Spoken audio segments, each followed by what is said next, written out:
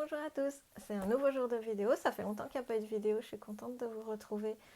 La fin d'année a été tellement chargée avec tous les projets pour le travail, que ce soit pour l'aquarelle, que ce soit pour la sortie de mon livre.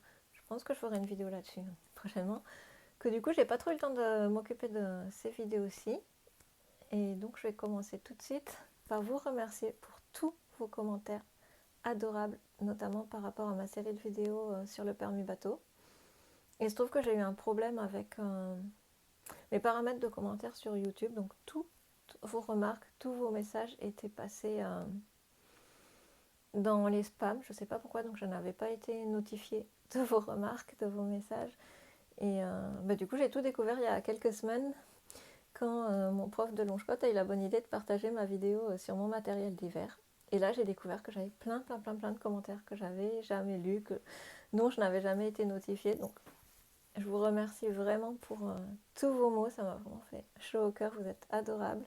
Et je vous prie de m'excuser du coup pour les délais de réponse. Et du coup, j'en profite pour féliciter chacun d'entre vous qui a passé le permis et qui me dit l'avoir réussi. Je suis très fière de vous, bravo. Donc voilà, et n'hésitez pas à me faire part de vos progressions aussi. Et aujourd'hui, je vais répondre à une petite question que vous m'avez posée. C'est plutôt une astuce en fait, que je vais vous donner, à savoir par où commencer à étudier pour le permis bateau. Donc je vais vous donner l'astuce que j'applique quel que soit ce que j'apprends en fait, et qui marche pour absolument n'importe quel domaine. À savoir que moi je commence par apprendre tout le vocabulaire qui va être lié à ce thème ou à ce domaine que je suis en train d'étudier à l'heure actuelle. Donc là j'ai pas mes livres de permis bateau avec moi puisque ça fait un moment que je l'ai passé et je les trimballe pas avec moi, je suis en déplacement à la campagne. Par contre, j'ai emmené ce livre en vacances qui est coaching de voile pour justement continuer à étudier pendant que je suis loin de la mer et retrouver mon bateau avec en pleine possession de mes moyens, on va dire, et de mes connaissances. Et donc, ça ne déroge pas à la règle. Nouveau livre, nouveau glossaire de vocabulaire à la fin. Donc là, personnellement, pour moi, dans le cas de ce livre, il n'y a pas de grosse surprise au niveau du vocabulaire, puisque comme j'ai l'habitude de naviguer régulièrement avec l'association de voile que j'ai rejoint, le vocabulaire, je le connais déjà plus ou moins. Mais par contre, ça vaut pour n'importe quelle nouvelle chose que j'apprends. Je commence par étudier à fond tout le vocabulaire. Alors bon, moi tu me connais, j'ai la mémoire dans la main. Donc je fais des super fiches de vocabulaire. Le fait d'écrire me permet d'apprendre les choses et de les retenir instantanément. Mais je t'invite aussi à avoir cette démarche. Tu n'es pas obligé de faire des fiches, peut-être que juste d'avoir pris connaissance et d'avoir lu déjà le vocabulaire, ça va t'aider.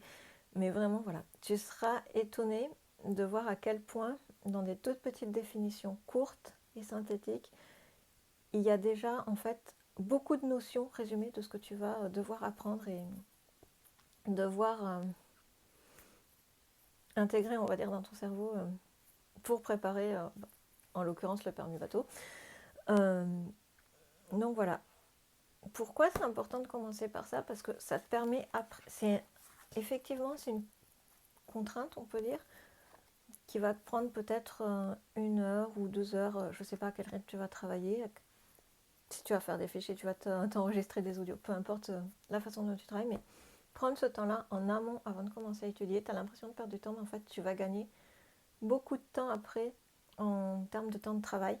Parce que quand tu vas lire ton livre, au lieu de t'arrêter à toutes les deux paragraphes en regardant, tu vas lire un paragraphe, tu vas dire ah merde, je connais pas ce mot, je vais à la fin de mon glossaire, du coup j'ai oublié de quoi parler le début de mon paragraphe ou ce chapitre et je reprends et tu perds du temps à faire des allées-venues d'un coin à l'autre de ton livre, aller tout le temps à ton glossaire. Au moins si tu connais bien ton vocabulaire, et en termes de navigation, le vocabulaire est quand même assez spécifique.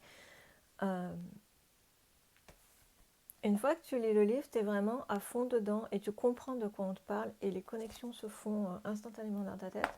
Aussi, ce que je t'invite à faire quand tu apprends le vocabulaire, c'est s'il y a vraiment des choses que tu ne connais pas. Alors là, bon, c'est vraiment plus technique parce que c'est sur la voile même, parce que c'est un peu moins le cas pour le permis bateau, bien qu'il y ait quand même du vocabulaire spécifique. Mais n'hésite pas à chercher en même temps sur internet pour avoir les photos. Par exemple, si on te parle d'un parabattage, si tu sais pas ce que c'est ces espèces de bouées que tu peux voir sur les côtés du bateau qui servent à protéger la coque de ton bateau des chocs qu'il pourrait y avoir avec le ponton quand tu amarres ton bateau, etc. Si tu ne sais pas à quoi ça ressemble, cherche sur internet une photo d'un pare-battage et tu verras que les fois d'après, quand on te parlera de pare-battage, non seulement tu connaîtras la définition, mais aussi tu auras l'image qui s'associera à ce mot, et ça vaut pour absolument tout. Donc par exemple, là pour ton permis, si tu ne sais pas ce qu'est une balise tribord, je t'invite à chercher une photo d'une balise tribord, comme ça tu verras à quoi ça ressemble, et la prochaine fois que tu entendras parler de cette balise, dans ta tête tu verras ta petite balise verte avec son petit triangle au-dessus. Donc voilà, c'est quelque chose qui va te prendre un peu de temps en amont avant de commencer à travailler, mais qui va te permettre de gagner en efficacité et en rapidité après, au moment où tu vas vraiment te mettre à étudier, à faire tes tests, à faire tes révisions, etc. Je pense que c'est assez clair, je ne vais pas faire une vidéo beaucoup plus longue là-dessus. Par contre, ce que je peux te dire, c'est que bon, comme je le disais, là je suis en déplacement pour mon travail, donc du coup j'ai emmené de quoi m'occuper. Donc là je lis ça, un petit livre de coaching de voile. C'est édition Vagnon, j'ai pas d'actifs chez eux, mais voilà. Donc si ça t'intéresse que je te fasse des chroniques de livres, de tout ce qui m'aide à progresser en termes d'activité maritime, n'hésite pas à me le mettre en commentaire, je te ferai des vidéos, je te présenterai les livres que je lis, ceux qui m'ont aidé, lesquels je te conseille, etc. Et je pense aussi te faire une vidéo autour du permis bateau, un question-réponse avec toutes vos questions, vos remarques. Donc n'hésite pas à me mettre en commentaire si tu as des questions précises sur le permis bateau. Tu peux me rejoindre aussi sur Instagram où je te partagerai sûrement un sondage avec où tu pourras me laisser tes questions pour préparer cette vidéo. Donc voilà, n'hésite pas à me dire tout ça en commentaire si ça te dit, si ça t'intéresse qu'on fasse ça. Et donc voilà, c'est vraiment mon petit conseil pour apprendre, pour commencer à apprendre n'importe quoi. Que ça soit une langue, c'est pareil. Si tu veux apprendre une langue, commence par apprendre le vocabulaire. Souvent, c'est un texte avec des questions propres au texte. Commence par apprendre le vocabulaire. Quand tu maîtrises le vocabulaire sur le bout des doigts, tu verras qu'après, les choses se font et s'apprennent beaucoup plus vite. Et vraiment, tu vas être étonné de découvrir à quel point, notamment là dans ce domaine précis de la navigation, une petite définition très courte te permet de connaître déjà l'essentiel et quasiment les fondamentaux de ce que tu devras apprendre. Donc voilà, si tu ne sais pas par où commencer, je t'invite vraiment à prendre ce temps-là, commencer par le vocabulaire et tu verras qu'après, tout va bien se passer. Voilà, j'espère que cette vidéo t'aura aidé à y voir plus clair, à savoir par quel bout démarrer.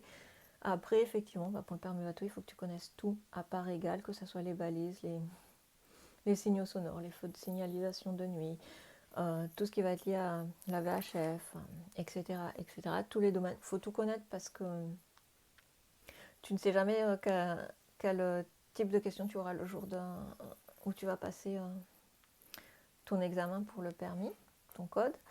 Il y a des jours où tu peux avoir, je crois que je te l'ai déjà expliqué dans la vidéo sur comment se passe l'examen de code, il y a des jours où tu pourras avoir une prédominance de questions sur les balises, alors qu'un autre jour, ça sera sur la VHF. Donc, apprends tout à part égale et ça va bien se passer. C'est pas très difficile, on l'a tous eu, donc courage. Et si tu l'as raté, c'est pas la fin du monde. Tu feras mieux la seconde fois. À bientôt et bon permis.